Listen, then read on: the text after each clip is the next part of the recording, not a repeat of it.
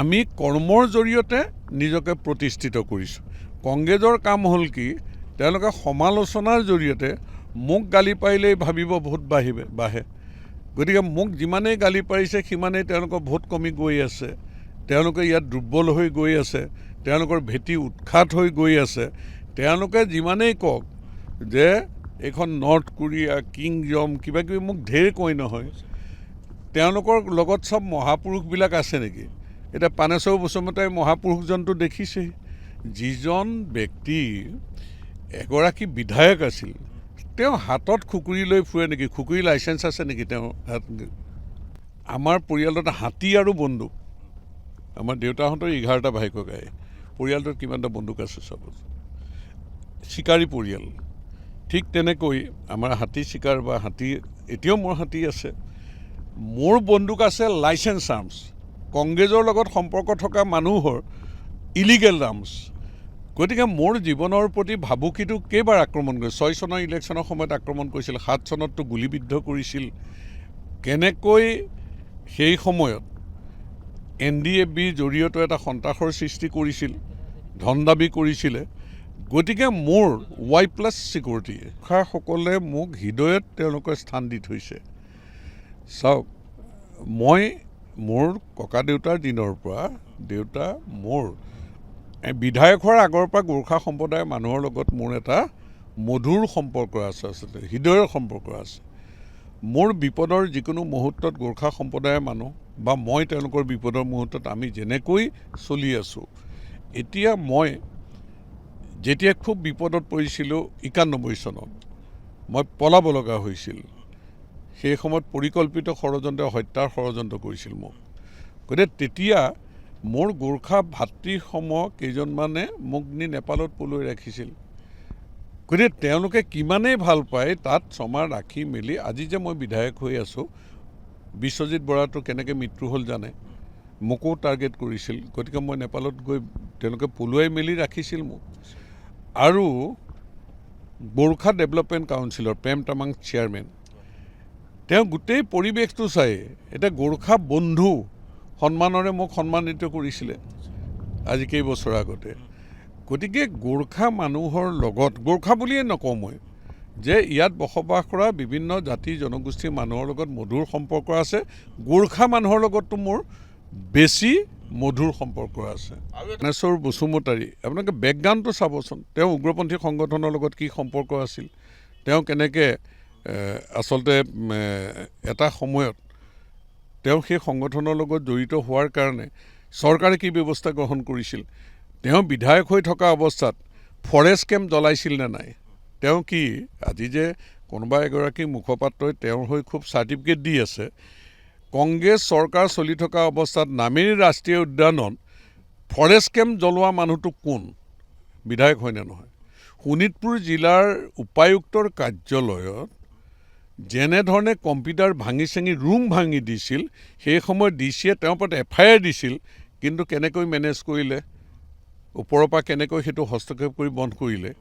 গতিকে তেওঁ বিধায়ক হৈ থকা অৱস্থাত তেওঁৰ থানাত কিমান অভিযোগ, মহিলাই তেওঁৰ ওপৰত অভিযোগ দিছেনে নাই? তেওঁ কেনেধৰণে ভক্তহীৰাৰ জীয়েকৰ পৰা আৰম্ভ কৰি শ্বিলঙত লৈ যোৱা সেই ছোৱালী কেনেকৈ উদ্ধাৰ কৰিছিলে, এই কথাবিলাকতো আদালতত বিচাৰ হৈছিল নহয়। গতিকে তেওঁ অভিযুক্ত এজন, উগ্ৰপন্থীৰ লগত সম্পৰ্ক থকাৰ অভিযোগত অভিযুক্ত, বিভিন্ন ধৰণে মাৰপিট হত্যাৰ হেৰিয়ত অভিযুক্ত। এতিয়া এই যে মহালক্ষ্মী চাহ বাগিচাৰ মালিকক তেওঁ ঘৰৰ সন্মুখত NDFBয়ে গুলীয়াই হত্যা কৰিছে বুলি সেইটো এটা গোটেই এটা চৰকাৰীভাৱেও যিখিনি হ'ব লাগে হৈ গৈছে। তেওঁলোকৰ চৰকাৰ দিনত তেওঁ ঘৰৰ সন্মুখত সেইটোও বোলে তেওঁ হত্যাৰ লগত জড়িত নহয়, তাতো মোকে বোলে টানে। এতিয়া NDFBৰ লগত মোৰ সম্পৰ্ক নে তেওঁৰ সম্পৰ্ক? গতিকে কংগ্ৰেছৰ এই যে মনে সজা মিছা অভিযোগ দিয়া, মইতো আচৰিত হৈ গৈছোঁ। তেওঁ ঘৰৰ সেই জংঘলৰ কিনাৰৰ বা সেই ঘৰৰ সেইফালে মইতো নাযাওঁৱেই। আদিলুৰ ৰহমানক হত্যা কৰিছে, তেওঁ ঘৰৰ সন্মুখত AK-47 দি গুলীয়াই হত্যা কৰিছে। গতিকে সেইটো বোলে মোৰে হাত আছে। নহয়, সেইটো মই যোৱাকালি দেখিলোঁ। তেওঁ নতুন নতুন কথাবিলাক কৈ আছেতো, অমুক হত্যাত জড়িত, তমুক হত্যাত জড়িত। তেওঁ ঘৰৰ মুখৰ সেই কাণ্ডটো মোক জড়িত কৰিবলৈ তেওঁ লাজ লগা নাই।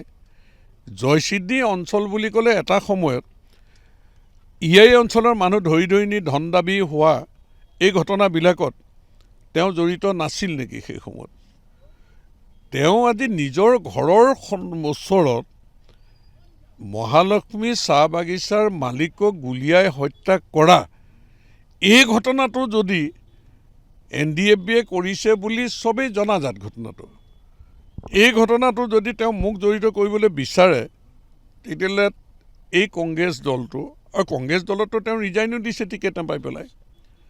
গতিকে তাৰপিছত আকৌ কংগ্ৰেছ দলৰ হৈ পেলাই বুকুত খুকুৰি লৈ প্ৰচাৰ কৰিবলৈও আহিছে। গতিকে ভেৰণীয়া গুণ্ডাৰ নিচিনা নহয় জানো?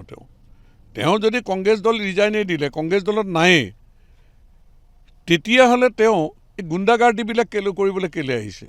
তেওঁ ইয়াততো ক'ৰবাত কৈছে গমিপালত তেওঁ বাঘ বোলে। এতিয়া বাঘ যদি হয় পলাব কেলৈ লাগে? পলাই কিয়? তেওঁ কিবা এটা ঘটনা কৰি কাৰোবাক কিবা এটা কৰিয়ে তেওঁ যিটো পলাউন দিয়ে, যদি বাঘ হৈ ৰৈ থাকিব লাগে নহয়। গতিকে তেওঁ সাহস থাকিলে আজিতো পলাব নালাগে নহয়। তেওঁ যেতিয়া ঘৰত পুলিচে হেৰি কৰি দিলে, কমখন নাটকবাজি কৰিলে নেকি? তেওঁ প্ৰেছাৰ উকাল কিবা ওলাল, পৰি যোৱা ভাও জুদি পেলাই, মহিলা মাতি পেলাই পুলিচক কেনেকুৱা ব্যৱহাৰ কৰিছে, কিমান বেয়া ব্যৱহাৰ কৰিছে। গতিকে তেওঁ এটা কথা জানি থওক, চৰকাৰ কংগ্ৰেছ নাই। নামেৰি ৰাষ্ট্ৰীয় উদ্যানৰ ফৰেষ্ট কেম্প জ্বলাই পেলাই বাচি গৈছে। শোণিতপুৰ জিলাৰ উপায়ুক্তৰ কাৰ্যালয়ত কম্পিউটাৰ ভাঙি ৰুম ভাঙি বাচি গৈছে। বহু কংগ্ৰেছৰ দিনত তেওঁ গুণ্ডাগাৰ্দি কৰিলে, তেওঁ বাচি গৈছে। তেওঁ ভাৰতীয় জনতা পাৰ্টীৰ চৰকাৰৰ দিনত গুণ্ডাগাৰ্দি কৰিছেতো।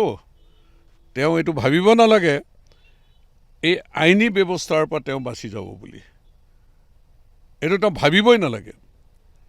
তেওঁ যিটো কৰি যিটো এটা তেওঁ হৈ গৈছে, আইন বা কানুন এইবিলাক নমনা, আৰু যিটো তেওঁ বাঘ, তেওঁ মেকুৰী হ'বলৈ গৈ আছে। মই এইটোৱে ক'লোঁ, পলিটিকেলিতো চেছ কি আছে?